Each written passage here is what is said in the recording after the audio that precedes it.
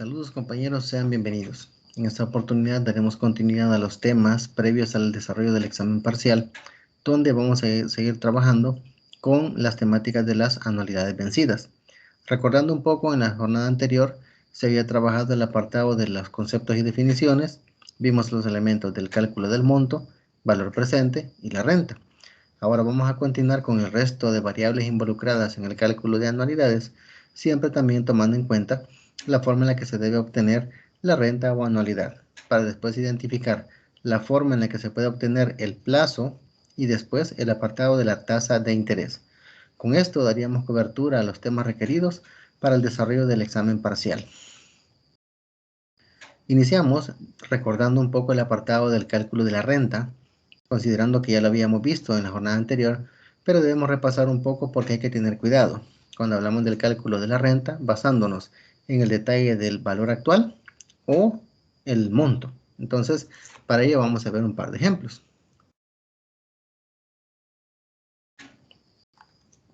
Una persona compra una cámara digital al crédito, cuyo precio de contado es de 560.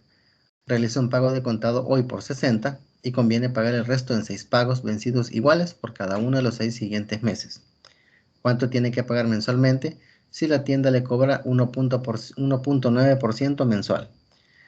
Recordando que lo relevante de la interpretación de estos elementos distinguidos e identificados en el problema es, primero, la connotación si estamos hablando de un valor actual o de un valor futuro, si se trata de un capital o de un monto. En este caso, se pretende comprar el artículo del crédito, pero el valor sobre el cual se realiza la transacción es el precio de contado, es decir, el valor que hoy a este momento tiene ese artículo, que en este caso es la cámara. Podemos ver en el ejemplo que el valor al día de hoy, su precio de contado, es de 560. Entonces, el apartado radica en que sobre ese valor tenemos que trabajar. Pero también menciona también el ejercicio de que se realiza un pago de contado como una especie de prima, ¿verdad? De $60. Entonces, ese pago al haberse realizado reduce el valor de contado que vamos a tomar como referencia para el resto del ejemplo. Entonces, tenemos en los datos que el valor que consideraba el artículo era de 560 y le restamos los $60 del pago de contado que dio. Nos quedan 500. Después tendríamos la tasa de interés, que es 1.9 mensual, y el plazo, que son 6 meses. Considerando el apartado de la fórmula, tenemos ahí el detalle de que partimos de que el valor con el que estamos trabajando es un valor actual o un capital, que en la nomenclatura que utiliza Díaz Mata en las fórmulas se refleja por una A mayúscula. Entonces, haciendo la sustitución, tenemos que A, que es el valor actual, serían 500, resultante de 560 el precio de contado menos el pago que dio, 500. Eso se multiplica por la tasa de interés que tenemos acá y lo dividimos entre la expresión 1 más 1 menos factor de 1 más la tasa de interés elevado a la menos n, que en este caso es 6. Haciendo el desarrollo de las expresiones que tenemos acá, obtendríamos entonces un resultado de 88.96. Significa, en atención a la pregunta que hace el problema, ¿cuánto tendrá que pagar mensualmente? Si la tienda le cobra 1.9 mensual, sería cada pago mensual debe ser de $88.96. Así, de esa forma daríamos respuesta a la pregunta de un ejemplo de esa naturaleza o de ese tipo. Un segundo ejemplo. Una persona decide ahorrar mensualmente durante un año para realizar un viaje de vacaciones. La cotización del viaje refleja que debe disponer de $1.500. Decide realizar depósitos mensuales vencidos en una cooperativa que le rinde 5% anual. Se pregunta, ¿cuánto debe depositar mensualmente para ahorrar la cantidad que se necesita? En este caso, la connotación del problema es opuesto al anterior, porque en este caso el ejercicio nos dice, desea ahorrar mensualmente durante un año para obtener un valor que le va a permitir realizar un viaje. Es decir, no partimos de un valor al día de hoy, sino que proyectamos un valor al futuro. Y en este caso hablamos de un periodo de 12 meses, que es un año.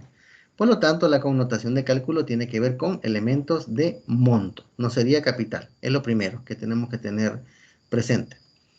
Asimismo, tenemos que discernir un elemento que está dentro del ejercicio y que es necesario tener en cuenta también. En el apartado de la solución vemos que la tasa de interés es anual, es decir, pueden ver ustedes que hablamos de un 5% anual, pero los pagos o depósitos que va a hacer la persona son mensuales.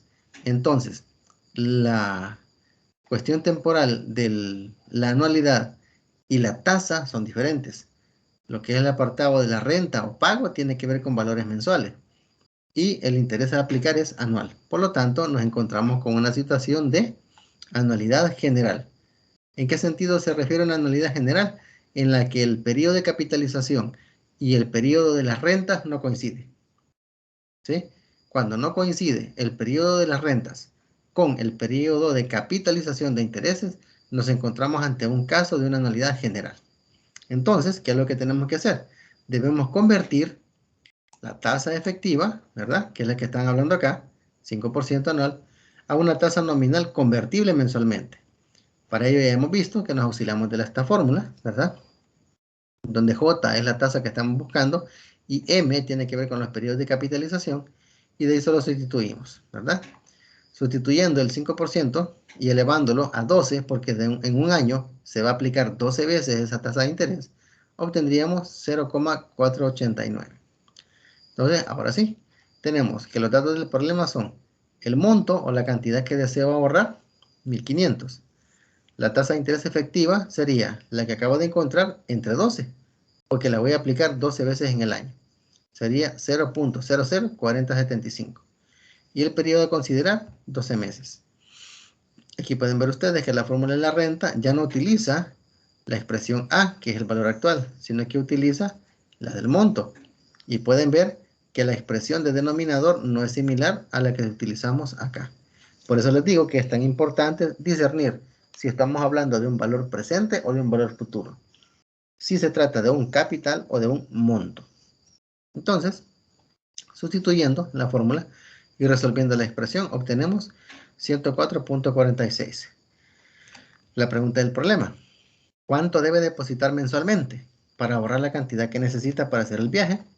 Respuesta: debe ahorrar $104.46 por cada mes para ahorrar 1.500 en un año, en base al interés que le va a rendir la cuenta de ahorro de la cooperativa, ¿verdad?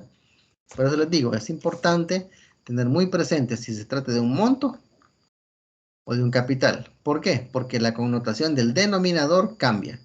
Cuando es capital es 1 menos 1 más i a la menos n. Y cuando hablamos de un monto es 1 más i a la n menos 1. Hablamos de dos formas distintas de plantear. Por eso hay que tener en cuenta si es un monto o un valor actual. Ahora vamos con la otra variable. Otra de las connotaciones que requiere saber calcular e identificar dentro del uso del valor de anualidades es el cálculo del plazo, es decir, el número de periodos que se requieren para la transacción, ya sea pagos, ahorros, depósitos, etcétera, ¿verdad? Entonces, el plazo de una anualidad se determina encontrando el número de pagos. Y el plazo se determina a partir de la fórmula de monto o valor actual. Es decir, es indistinto de cuál, todo va a depender de cómo esté planteado el ejercicio. Y en función de eso, sacar el tiempo. Vamos con un ejemplo.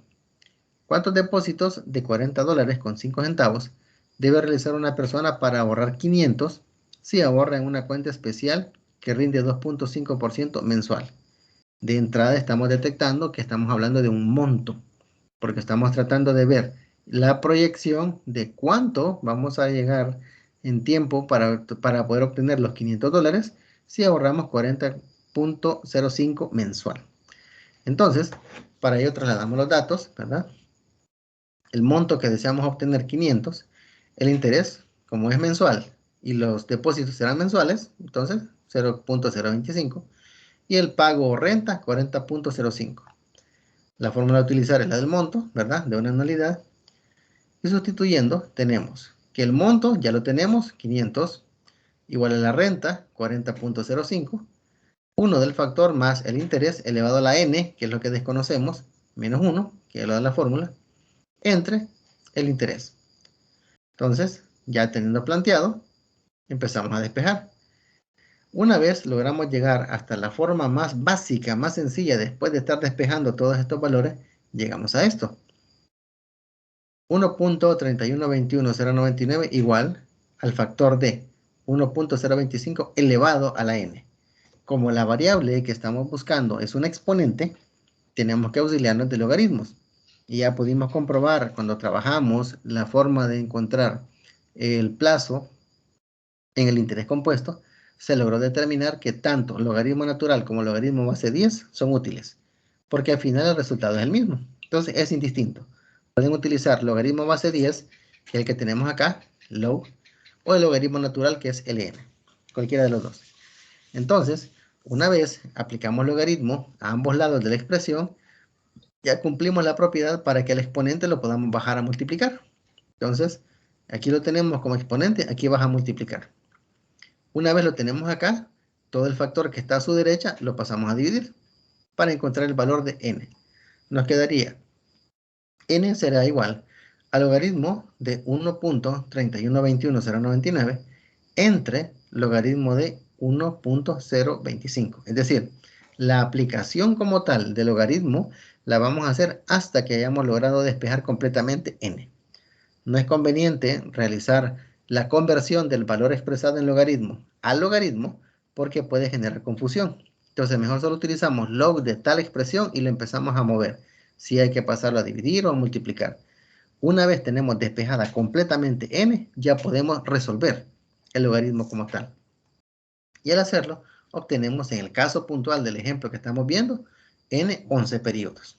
Por lo tanto, ¿cuántos depósitos se deben hacer? Porque de hecho el ejercicio en sí es una pregunta. La respuesta sería entonces, se deben realizar 11 depósitos mensuales para obtener los $500 que quiere esta persona al final de ese periodo, ¿verdad? Así lo obtendríamos. Siguiente ejemplo, un poquito más elaborado. Un empresario compra un equipo para empacar un nuevo tipo de producto. El equipo tiene un valor de contado de $10,000. Paga una prima del 15% y acuerda realizar pagos mensuales vencidos de 600 hasta que se salde la deuda. Se pregunta, ¿cuántos pagos debe realizar si se pactó una tasa de interés del 36% convertible mensualmente?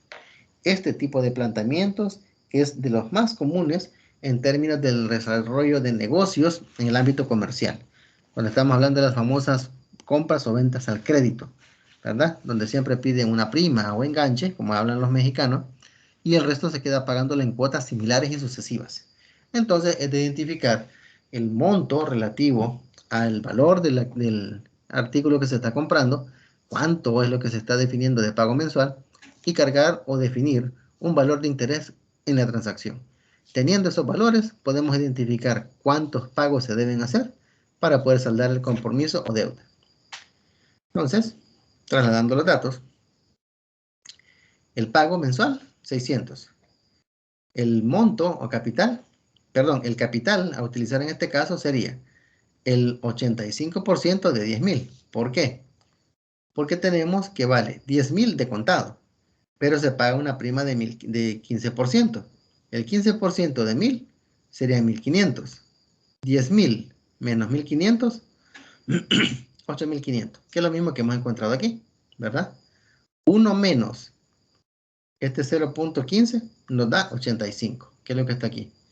Por el valor de contado, 8,500. Y la tasa, como es convertible mensualmente, la dividimos entre 12, 0.03.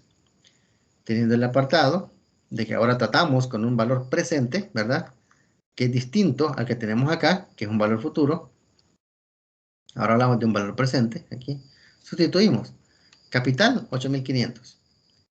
Renta o pago, 600. Y el factor, considerando que n está como incógnita, porque no la conocemos. Una vez hemos hecho la sustitución de los valores, empezamos a despejar, como habíamos dicho, hasta llegar al punto donde ya no podemos trabajar más por el exponente, que en este caso sería 1.03 a la menos n igual a 0.575. Ahora sí podemos aplicar logaritmo. Le aplicamos logaritmo a ambos lados de la ecuación y después podemos bajar n. Como exponente, baja ahora como un factor de multiplicación. Logrando despejarlo, tenemos ya entonces que menos n es igual a menos 18.7215. En este caso, los signos negativos se cancelan, ¿verdad? Que es como que multipliquemos toda la expresión por menos 1, dado que no pueden existir periodos negativos. Entonces, tenemos al final un resultado de 18.7215 periodos. En este caso serían pagos. Sin embargo, en el mundo real, la cuestión referida al pago de estos compromisos, ¿cómo opera? Opera en función de definir la cantidad de pagos exacta, con el valor exacto del pago que está amortizando, y un pago adicional que sea fraccionado, ya sea una cola de lo que queda pendiente de pagar, o bien que a la última cuota que se va a pagar se le incorpore ese fragmento del valor que está pendiente. Por lo tanto, en este caso, dice el autor, cuando el número de pagos o periodos es fraccionario, se pueden hacer dos cosas. Y lo vamos a ejemplificar con el resultado. Y recalco que ambas cosas son válidas. Primero, si obtenemos 18.72 de plazo, significa que podemos hacer 18 pagos de 600, porque son 18 periodos exactos, y un 19º pago menor, es decir, uno por la fracción que está aquí. 18 pagos de 600 más uno por la diferencia que haga falta. Y la otra opción es realizar 17 pagos de 600 y un pago final mayor. Es decir, en vez de 18, vamos a manejar 17 pagos de 600 y un último pago que va a ser mayor de 600. Porque va a ser la cuota 18 de $600 más lo que haga falta para completar el compromiso. Ambas formas son válidas. Y aquí lo vamos a ver. Si se va a llevar en cuanto al detalle de 18 pagos más un 19º fraccionado, sería así. Al cabo del pago 18, el valor de todos los abonos o valor futuro va a ser este. Fórmula de valor futuro de una anualidad. 600 por el interés para 18 periodos o pagos, 14.048.66.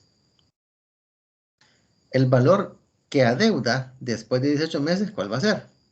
Como se supone que partimos del valor de contado, ¿verdad? Porque teníamos un valor menos la prima, obteníamos el valor ya pendiente de contado, 8.500.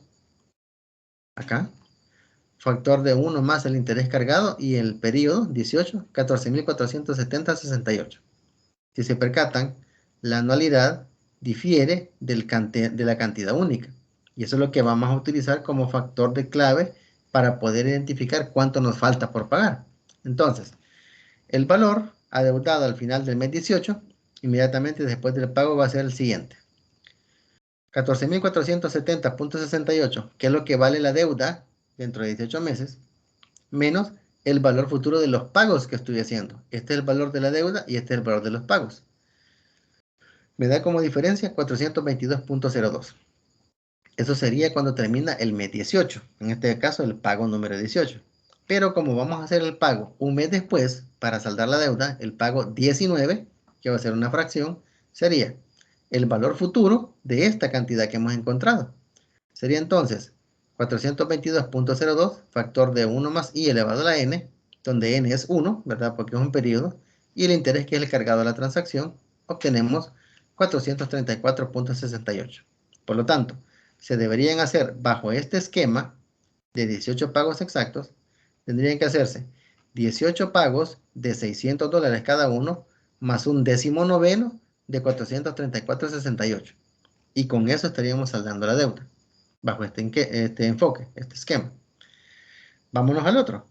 Si en vez de manejar 18 pagos exactos, completos, pagamos 17 y un 18º mayor para cubrir toda la deuda, tendríamos el monto calculado ahora no para 18 meses, como lo teníamos aquí, sino que para 17, que es un periodo menos. Obtenemos 13.056.95. Este es el valor de los pagos. Ahora, el valor de la deuda, ¿cuál sería? Igual, 8.500, porque es el valor que estamos utilizando, ¿verdad? Después de la prima. 8.500, factor de 1 más i a la 17. 14.049.20. Entonces, hacemos la misma operación. El valor futuro de la deuda menos el valor futuro de los pagos.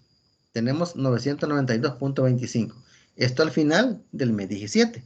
Pero como el pago lo vamos a hacer en el mes 18 y ahí vamos a cancelar todo, sería este valor multiplicado por 1 más i elevado a la 1, que es el mes que nos hace falta. para cargar el interés que tiene que ver con ese mes que vamos a esperar para pagar este valor. Por lo tanto, aplicándole la fórmula de interés compuesto, obtenemos 1022.02. Significa que si yo hago 17 pagos de 600 para poder dejar a cero mi deuda, en el mes 18 debería pagar 1022.02. Si se percatan, ambas formas son válidas, ambas formas son muy sencillas de interpretar, con la diferencia de que en el primer caso manejamos un último pago fraccionario, menor que el valor completo que estábamos pagando. Y en el segundo, manejamos un último pago mayor que el valor entero que estábamos pagando mes a mes, porque estábamos manejando un pago que extingue completamente la deuda. Entonces se incorpora el valor de la cuota más la diferencia. Por eso da este valor, 1022.02. Por último, vamos a ver el apartado de las tasas de interés. Aquí hay que tener un poco de cuidado y cierta atención al detalle porque resulta bastante complejo el hecho de calcularla como se ve de manera tradicional. En el mundo real esto se hace a través de la utilización de programas como Excel, ¿verdad? Y otras herramientas ofimáticas, pero es necesario entender la teoría subyacente que está respaldando la identificación de las tasas de interés dentro de una anualidad. Entonces, vamos a un pequeño ejemplo, lo vamos a ver lo más detallado posible para que se tenga la noción de cómo identificarlo. Un estudiante adquiere una computadora con precio de contado de 300, por lo que acuerda realizar 12 pagos mensuales vencidos por 72. Se pregunta, ¿qué tasa de interés va a pagar? Ya tenemos claro el valor que va a pagar de contado, los 12 pagos que tiene que hacer y el valor de cada pago, que es de 72. Entonces, ¿qué variable nos falta identificar? El interés. Como estamos hablando de que el precio de contado es lo que vale hoy el equipo, aunque lo voy a pagar en 12 meses, pero hoy hago la transacción, estamos hablando de un valor presente. Por lo tanto, utilizamos la connotación de capital, ¿verdad? 700. La renta o pago 72 y el valor, el número de pagos, perdón, serían 12. Entonces, la fórmula a utilizar es la de valor presente de una anualidad. Como para el hecho de identificar una tasa de interés, no podemos despejar la fórmula de manera implícita porque el interés está como parte del numerador y al mismo tiempo es el denominador de la expresión. Eso es lo que lo vuelve complejo. Por lo tanto, no se puede despejar así simplemente. Entonces, hay que despejar el factor de acumulación. El valor del capital, 700. Valor de la renta, 72. Entonces, ¿qué es lo que hacemos? Este factor está multiplicando al 72. ¿Qué es lo que debemos hacer? El 72 pasaríamos a dividir. 700 entre 72, 9.722. Y nos queda a la par el factor, ¿verdad? Donde tenemos la incógnita del interés y el plazo sí lo tenemos ya que es el de 12. Entonces, aquí vamos a retomar lo que maneja Díaz Mata, como en el texto guía que tenemos, para efectos de que ustedes lo puedan familiarizar, se puedan familiarizar y lo puedan aplicar. Recalcando, otros autores como Lawrence Gitman y otros que ya son libros un poco más avanzados en el ámbito de finanzas, presentan otras formas un poco más sencillas, ¿verdad? Pero igual de buenas para poderlos utilizar y encontrar la tasa de interés. Sin embargo, nos vamos a pegar lo que dice el autor para que no tengamos alguna confusión. Entonces, ¿qué es lo que recomienda Díaz Mata? Lo primero, ensayar valores de I en la expresión del factor de acumulación que tenemos para encontrar dos valores que estén cercanos a 9.722. Uno mayor y otro menor. Es decir, que ese valor que hemos encontrado esté entre dos valores. Un rango de valores dentro del cual está el factor que hemos encontrado.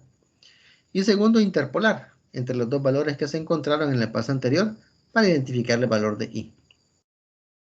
Siguiendo los pasos, primero se ensayan los valores de I para el factor de acumulación.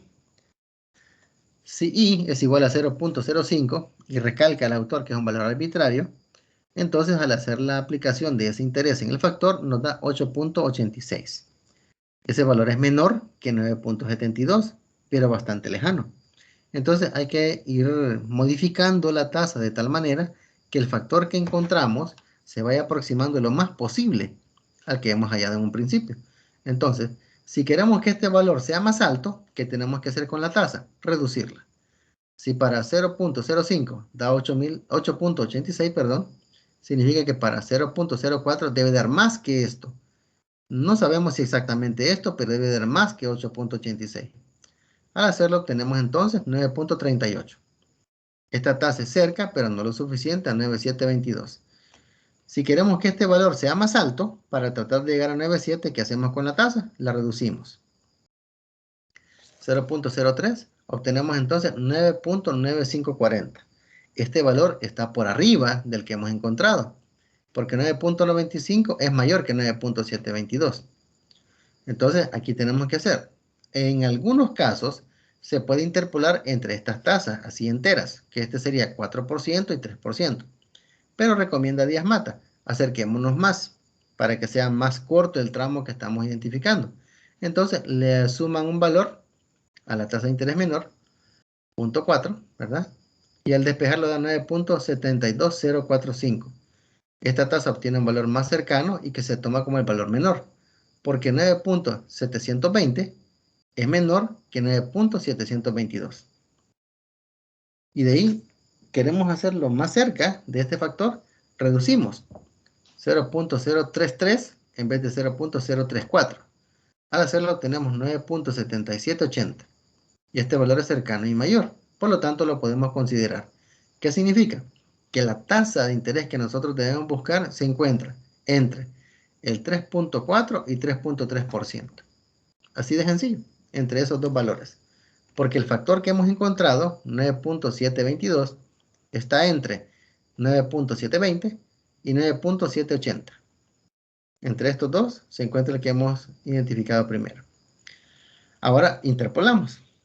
Y aquí explica Díaz Mata cómo se tiene que hacer.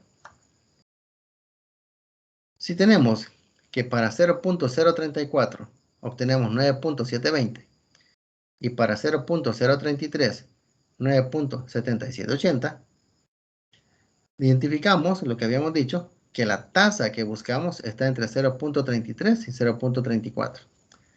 Para ilustrarlo, se hace un diagrama. De hecho, esto lo comenta Díaz Mata porque él recomienda manejar este enfoque para que sea más fácil de interpretar, por el hecho de que aquí entran en juego y se vuelve importante el peso o la significancia de los intervalos, es decir, de la distancia que hay entre un valor y otro. Vamos por partes. Cuando planteamos los valores tenemos que I, que es el valor que desconocemos, nos da un factor de 9.722, que es el que hemos encontrado en un primer momento, acá, 9.722 a una tasa de interés desconocida. Por lo tanto, solo lo planteamos. I igual a 9.722. En el costado izquierdo, ¿qué ponemos? La tasa de interés menor, en este caso 0.33. El valor de 0.33 como interés, ¿qué nos arroja de factor? 9.7780, que es el que está aquí. Y en el extremo derecho ponemos la tasa de interés mayor, 0.34, que nos da un factor 9.720, que es este aquí. Estos 6 valores son los que ya hemos encontrado en todos los cálculos previos, los cálculos anteriores. Ahora, revisemos lo que dice la teoría. A partir del diagrama lo que se hace es plantear una proporción, lo que les mencionaba. Aquí se vuelve relevante el peso de la distancia que hay entre un valor y otro. Y para comprenderlo, se van a repasar las relaciones existentes entre las cantidades que están en el esquema.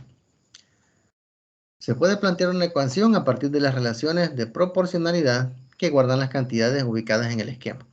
Y para mostrarlo, se involucran en el siguiente diagrama. Y pueden ver ustedes acá. Esta información numérica que está aquí es esta misma, exactamente la misma. Lo que cambia ahora es la identificación de la relación o peso que cada una tiene. Porque las relaciones de proporcionalidad están determinadas por las distancias entre los valores del diagrama. Es decir, hay una distancia entre estos dos y hay una distancia entre los extremos. Igual con el caso del interés, que es la incógnita que buscamos.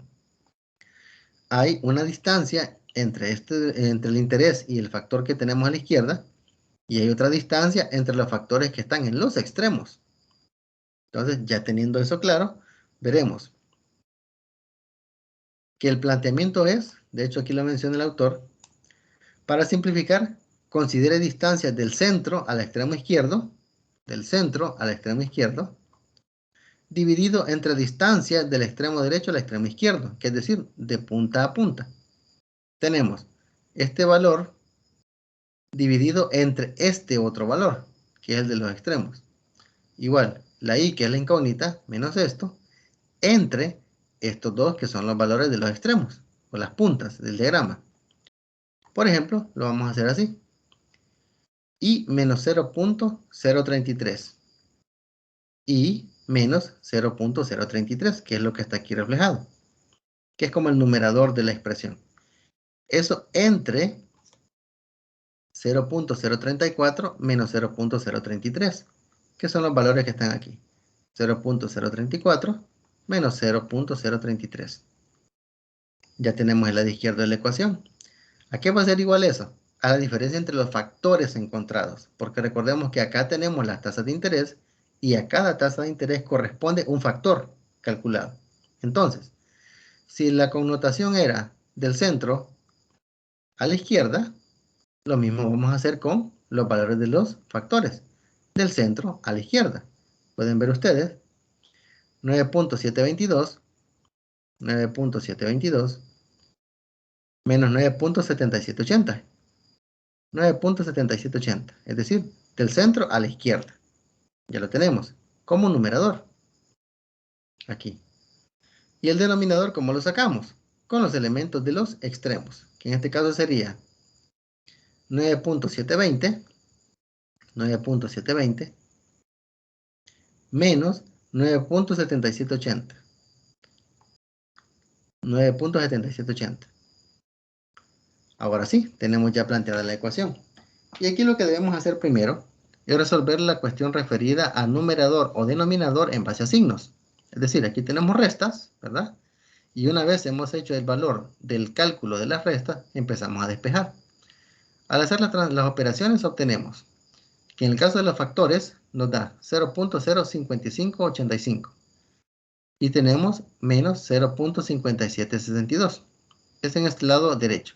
En el lado izquierdo, 0.001 de denominador y menos 0.033. Acá lo dejamos expresado porque esta variable es la incógnita que buscamos, ¿verdad? Entonces, esta es la que vamos a despejar. Una vez hacemos la división que está en el lado derecho, nos da este valor. Y después el valor que tenemos como denominador en el lado izquierdo pasa a multiplicar. Lo tenemos ya aquí. Entonces, ahora sí podemos despejar y. Y menos 0.033 igual a lo que tenemos acá. Para encontrar solo y, este es el factor que tenemos acá en negativo, pasa sumando, ¿verdad?